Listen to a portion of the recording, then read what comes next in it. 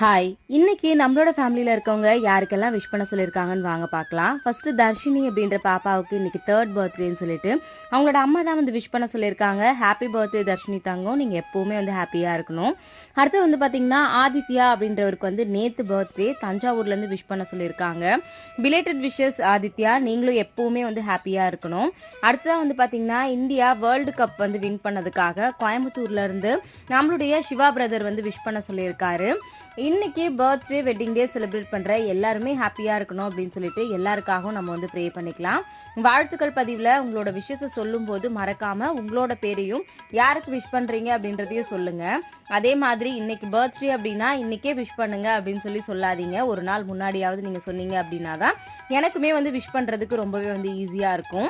மறுபடியும் நாளைக்கு வாழ்த்துக்கள் பதிவுல பார்க்கலாம். இன்னைக்கு நம்மளோட சேனல்ல வேற எந்த வீடியோஸுமே வந்து வராது. நாளைக்கு வீடியோஸ்ல பார்க்கலாம். தேங்க்யூ.